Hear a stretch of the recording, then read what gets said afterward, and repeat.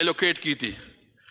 और अभी जो इस बजट में कोई खास एग्रीकल्चर की तरफ तवज्जो नहीं दी गई है।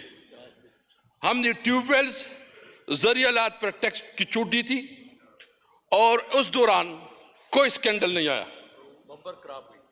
और आप देखें कि हमने उस वक्त जो किया कि जो सबसे अहम जो इस वक्त हमारा आपको पता है कि शुगर केन का एक स्कैंडल आया, उसके ऊपर जो है ना आवाजें उठी। हमारी हुकूमत ने उसके ऊपर इन्वेस्टिगेशन की, इंक्वायरी की और उसमें ये नहीं देखा कि वो किस पार्टी से ताल्लुक रखता है। उसमें अपने पार्टी की लीडरशिप के खिलाफ भी एक्शन लिया गया और किसानों को उसका सबसे सस्ता तरीका बनाया और किसानों को पेमेंट दी गई। और पहली दफा गन्ने के काश्तकारों को एक मिसाली पेमेंट मिली। जो गंदम का स्कैंडल आया, मुझे बताया गंदम का स्कैंडल आया, गंदम के स्कैंडल में इल्जाम तराशी तो हो गई क्या टेकर गवर्नमेंट ने किया है, इस गवर्नमेंट ने, किस गवर्नमेंट ने किसने किया। गंदम के स्कैंडल में मुझे बताए 4 ऑफिसर को आपने फारिग किया, लेकिन इसमें जो जुडिशियल इंक्वायरी होनी चाहिए ताकि सही कल पर जो जिम्मेदार है उसको सजा मिलनी चाहिए। क्या बुनियादी वजह कि आप जुडिशियल इंक्वायरी इस पर नहीं बना रहे। 300 बिलियन जो रूरल इकोनॉमी 300 बिलियन का लॉस हुआ, नुकसान हुआ रूरल इकोनॉमी को, जिसपे हमारे किसान अपने बच्चों को तालीम करवाते थे, इलाज के जरिया बनता था, कोई इसकी कभी खुशी होती थी। आपने किसानों की मुंह से नवाला छीन लिया और आप कहते हैं, मुझे अफसोस इस बात पे है कि मरियम बीबी टीवी पे इश्तिहारात देती है और 2-3 लड़के बैठे होते हैं और वो ड्रामाबाजी करती है कि हमें तो होगा। बताएं, उधर जाएं कि जो किसान रो रहे हैं। आप देखें कि इस वक्त जो शुगर मिल मालिकान हैं वो पेमेंट नहीं कर रहे हैं किसानों की। मैं पूछता हूं, साहब हमारे मैनेजर बैठे हैं, कोई पेमेंट नहीं हो रही है। आप ड्रामाबाजी कर रहे हैं और कह रहे हैं। मैं तो समझता हूं कि पंजाब इस वक्त सबसे बदतरीन गवर्नेंस हो रही है, उसमें जो बदतरीन इंसानी हुकूक की वायलेशन हो रही है। ये तारीख में इतनी बदतरीन हमें जड़ से नहीं की नहीं जा रहे। हम अगर कानून के अंदर रहते हुए एहतजाज करना चाहते हैं, एहतजाज नहीं करने दिया जा रहा। आप किसान को रुला रहे हैं। फैसलाबाद में हम गए, फैसलाबाद के हमारे नुमाइंदे हमारे साथ बैठे हैं। 60% आपकी इंडस्ट्री बंद हो चुकी है। हमारे दौर में हमने वहां इतना ज्यादा टेक्सटाइल इंडस्ट्री को इतना ज्यादा बरात दी कि टेक्सटाइल इंडस्ट्री में मजदूर नहीं मिल रहे थे। हमने जो कंस्ट्रक्शन इंडस्ट्री है इनको बहुत बड़ा पैकेज दिया और इकोनॉमी उससे शुरू हो गई। मैं सिर्फ ये पूछना चाहता हूं कि सब कुछ के बावजूद वहां कहा जा रहा है कि जी बहुत बड़ी हो रही है, माशाल्लाह। क्या हो रहा है वहां? तो आपने पंजाब को पाकिस्तान ने दुनिया का सबसे बदतरीन सूबा बना दिया है। उधर जो पोजीशन हो रही है, अभी मैंने देख लिया टीवी पे कि हमारे 4 लोगों के ऊपर डीसी ने 4 लोगों के ऊपर जो नजरबंदी का ऑर्डर जारी किया। शर्म करना चाहिए इनको। ये कहते हैं कि हम जमहूरी लोग हैं। जमहूरी मुहूर्त कोई नहीं है, ये सिविल मार्शल लॉ है पंजाब में। आए जिसने अगर करना है आए, अगर किसी ने जड़ से करने हैं KPK में हम इसको इजाजत देते हैं। आपसे तो कोई काम नहीं। अच्छा, बॉर्डर की बात हो रही है, बॉर्डर के ऊपर कहते हैं स्मगलिंग हो रही है। भाईजान, मैं आपसे पूछता हूं कि जब हमारा, आपको पता है सेक्रेटरी साहब बैठे हैं, हमारे को बहुत मुअज़्ज़ज़ लोग यहां बैठे हैं जो हमारे साथ थे उस वक्त। हमने बॉर्डर के ऊपर एक स्पेशल कमेटी बनाई। हमने अंगूरा पे, खरलाची पे और गुलाम खान पे हमने बिजनेस शुरू किया। उस वक्त कोई 400-500 बिलियन डॉलर से लेके हमने 1.7 बिलियन डॉलर तक अफगानिस्तान के साथ तजारत शुरू की, एक्टिविटी शुरू थी। हम अफगानिस्तान के लिए हमने टारगेट रखा था कि हम 3 बिलियन डॉलर तक हम पहुंचाएंगे, लेकिन ये हुकूमत आई, अफगानिस्तान के साथ आपका कारोबार रुक गया।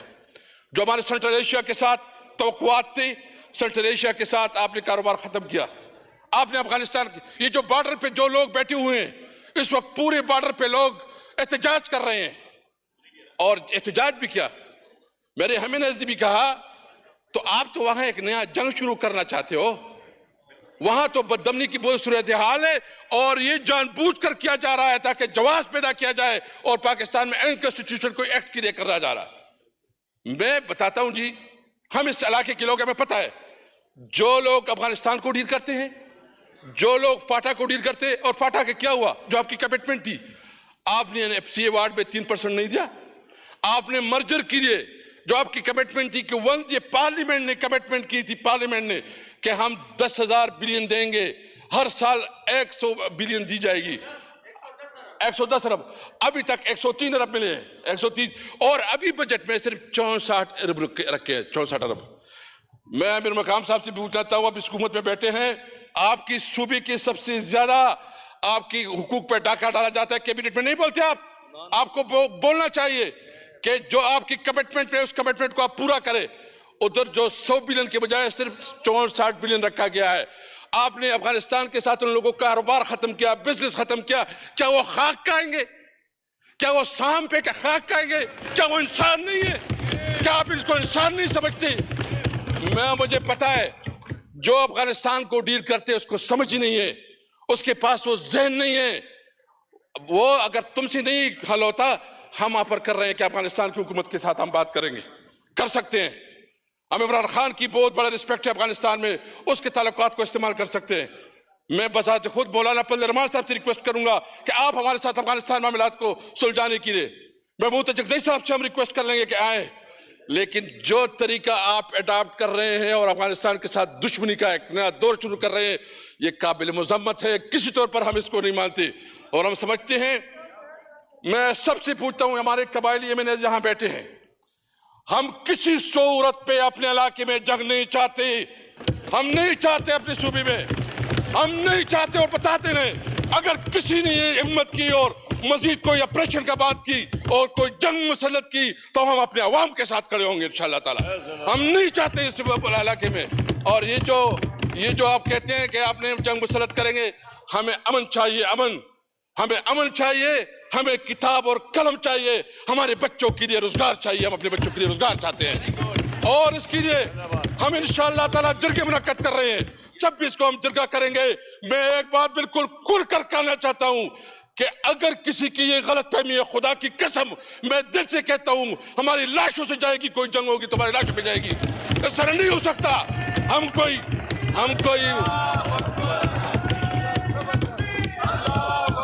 मैं बताता हूं, हम कोई वो नहीं पहनी हुई है, हमने चूड़ियां नहीं पहनी हुई है। हमारी शराफत को और हमारी इसको आप बुरा ना ले। बताते हैं कि आप फिर किस तरह आपको शिकस्त होती है, हम नहीं मानते।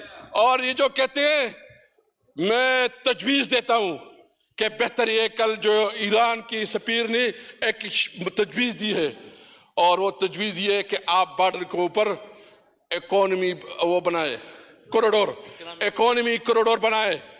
तो मेरा मुतालिबा है कि आप इकोनॉमी कॉरिडोर बनाए ईरान के साथ, आप इकोनॉमी कॉरिडोर बनाए चाइना के साथ, आप इकोनॉमी कॉरिडोर बनाए अफगानिस्तान के साथ। हम मुतालिबा करते हैं कि इकोनॉमी कॉरिडोर बनाए। और अगर आप कहते हैं हम जो वन डॉक्यूमेंट रजीम की बात करते हैं, वन डॉक्यूमेंट रजीम की बात करते हैं, आप कहते हैं कि जी ये तो इलीगल है। भाईजान, एक तरफ भी एक फैमिली है, दूसरी तरफ भी यही फैमिली है। वन डॉक्यूमेंट रजीम का मुतालिबा हम उसकी हिमायत करते हैं। और हम मुतालिबा करते हैं, अगर कहते हैं कि ये जो है ना, ये स्मगलिंग हो रही है। मैं यहाँ हमारे कबायली मैनेज बैठे हैं, मैं उनकी तसव्वुर से बात करना चाहता हूँ कि आप खरलाची, गुलाम खान, तुरखम और मोहम्मद का जो एरिया है, उस पे आप कस्टम की वो लगाए, कस्टम की ड्यूटी वो लगाए, आप इस लगाए ना। आप हमें कराची लेके जाना चाहते हैं तो इधर लगाए कस्टम की, हम देने के लिए तैयार है। हमें बिजनेस करने दो, हमें बिजनेस करने दो, हमें जीने दो। हमसे 50 साल आपने हमें बंदूक देके, आपने हमें इस्लाम के नाम पर लड़ाया, आपने हमें दीन के नाम पे लड़ाया, आपने हमें कभी गर्म पानियों के नाम पे लड़ाया। न गर्म पानी पे लड़ेंगे, न किसी और इशू पे लड़ेंगे, हम सिर्फ उसके साथ होंगे। और ये बात बिल्कुल ज़ात कसम, हमने फैसला किया है कि किसी सूरत में हम इलाके में जंग नहीं होने देंगे जी। शुक्रिया।